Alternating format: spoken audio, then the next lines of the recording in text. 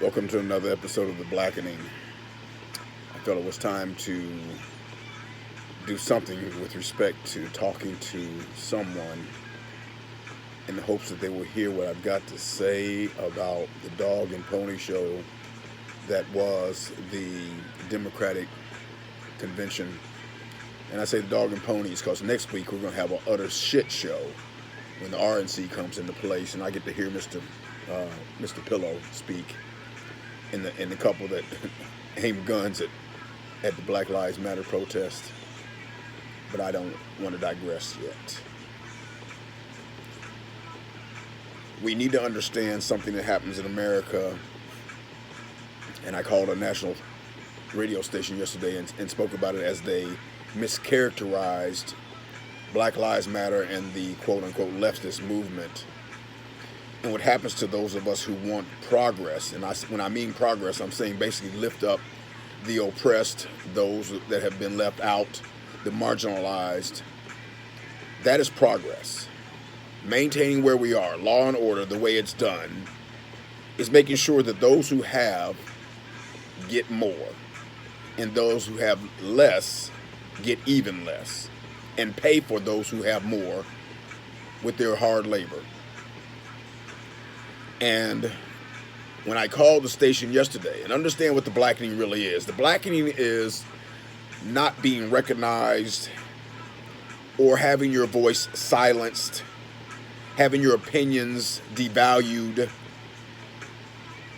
And that's what this gentleman yesterday on the Abrams show on XM.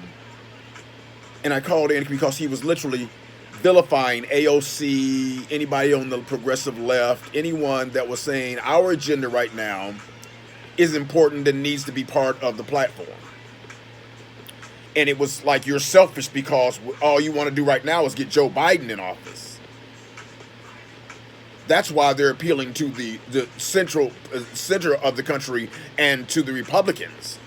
And you should just make sure that you get him in office, and then you can start talking about your agenda. And I think people fail to understand how often that conversation has happened in America. This is a over a century old conversation over and over and over again. And we continue to get around to when does it become our turn to put our agenda on the table. I'll go all the way back to the last depression, because we're in one now. They're lying about the numbers, but I don't want to digress. The last depression allowed FDR to get in office and bring a very, for the most part, progressive, well, not for the most part, he brought several progressive individuals with him. Henry Wallace is one of them. You can look at Henry Wallace and note why he got jammed up. Because we're not going to have socialism in America when the conservatives, the people who want to conserve where we are, to make sure that nothing changes, that the powers that be, the money stays where it is and continues to grow. Just as in right now, during this pandemic, the billionaires have gotten richer and the weak, the oppressed, are taking it on the chin.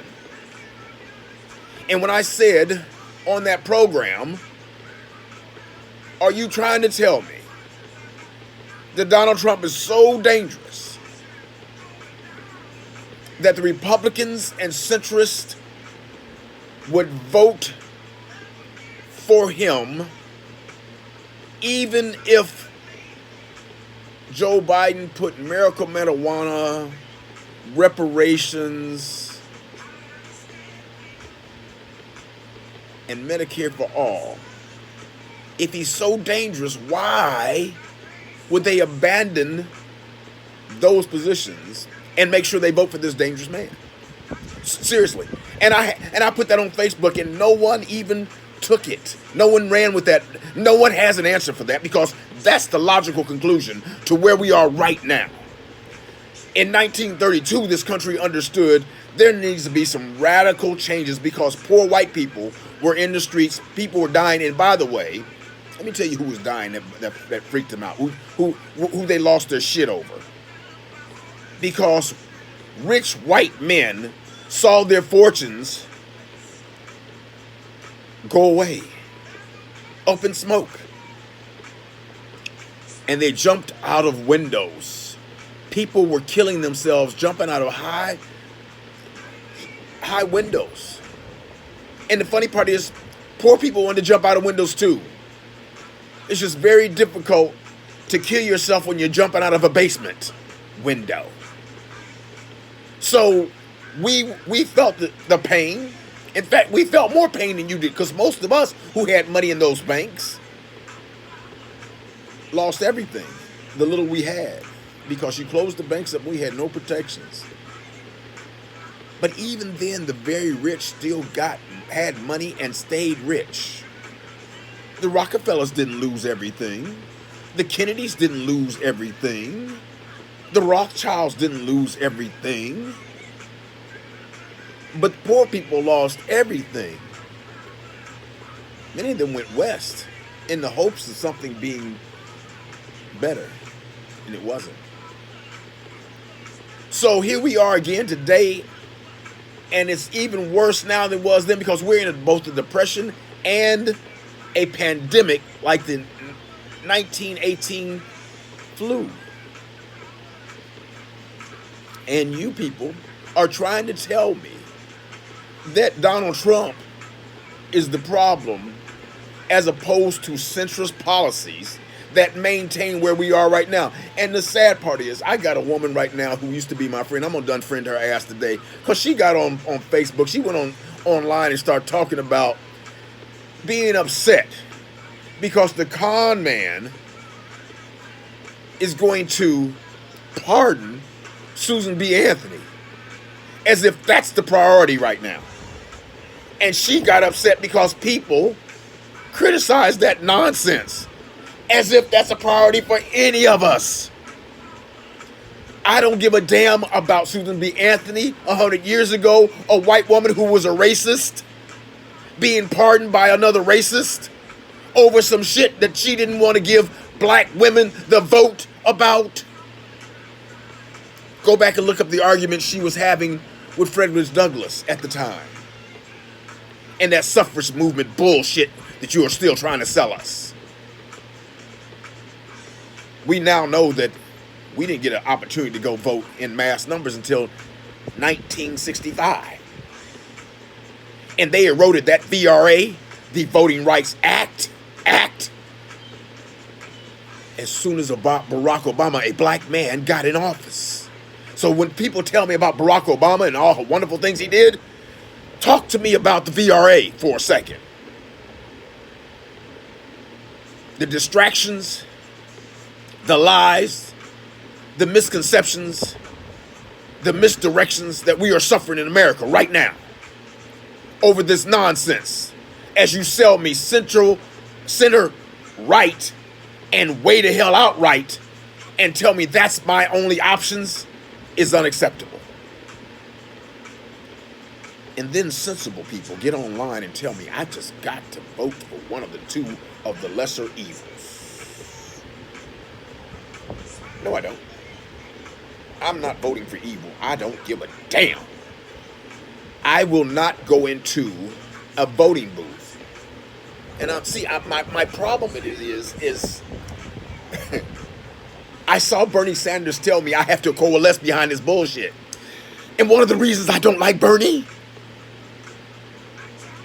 is because of the same bullshit he's selling me now. Bernie, if you'd have stayed in the race, I might have listened to you. But you didn't stay in. Because as a privileged white man, you're allowed to walk away and say, just get behind the other privileged white man. Overlook the things he's done to you. Don't worry about what Joe Biden's record has been. Just worry about what Donald Trump has done to you for the last 4 years, and the fact that you will suffer. I've been suffering. I've survived slavery. It's in my DNA. I've survived Jim Crow. It's in my DNA. I've survived police brutality, redlining, Tuskegee Airmen, Tuskegee experiments. You name the atrocity. You've taken my wealth. You've locked me away from resources. You've done everything in your power to kill me off. I've survived it. And in some cases, I've thrived because of it. But you tell me now, I've got to get Trump out of the office because if I don't, the country might be destroyed. But guess what? I ain't afraid. If this is the democracy that you want, if returning, every time you say somebody says go back, build back better, how ridiculous. Anytime you say go back to something, you must tell me what I had before was better than going forward. When I asked the question earlier this week, tell me the reasons I must vote for Joe Biden and don't mention Trump. Not one answer, not one time did anyone say anything that was not Trump related. I'm not afraid of Trump. I'm not afraid of the police. They've already been killing me in the streets. I got something for that. As a friend of mine said the other day, when you walk your happy ass in the hood, policeman, guess what? Sometimes your ass won't come back out in the areas where we got guns. That's what's up. Because I'm not taking no ass whoopings. I'm not taking no ass whoopings, not repercussions. Not, never. See, that's the problem you have. Is you think I'm supposed to be passive. Now I'm supposed to take a John Lewis MLK ass whooping. Dying for no goddamn reason. I'm not afraid. I fought cancer. I fought diseases. I fought it without health care, without health care facilities, without food options, without transportation. I fought it. And I beat it. So I'm not afraid of Trump. I'm afraid of going back so that middle class America can feel like they can be comfortable again. I don't want you to be comfortable. I want you in the streets and I want you to feel this pain. Because if you feel comfortable, you will ignore everything about me. You didn't walk out in the streets about Black Lives Matter till your ass was in pain. Till you realized you wasn't getting shit. Do you think anybody would have given a shit about George Floyd had it not been for COVID? Until you realized your ass was in trouble? What? Oh, and my liberal friends will jump on there. I really cared. Really? The police budget in Austin, Texas was just reduced by $20 million. It was celebrated for taking 25% away, 20%. No, 25%. $150 million, supposedly. But that didn't happen. Everybody came back and clarified what really happened. We only took $20 million from them, and we redirected those $20 million into things that should have been done in the first place. What we failed to understand is in America, we continue to overfund the things that produce absolutely nothing but pain and suffering. And we will hire the next generation of presidents and elected officials who will continue to do so because, and those change, because we're a law and order based country, which is total bullshit. We are only law and order when it comes to people of color and those who can't fight back. Because the people who have the money don't go by laws and don't give a shit about any order other than ordering you around. And if you think that Kamala Harris and Joe Biden aren't law and order individuals, you are not paying attention. So you have no choices when it comes to Joe Biden, Kamala Harris, Mike Pence, or Donald, his retarded ass Trump. You have no choices. I have a choice. I have the choice to survive and thrive in spite of them. I have the choice of not voting for evil. Welcome to the Blackening. You will now understand what it means to have little to no choice.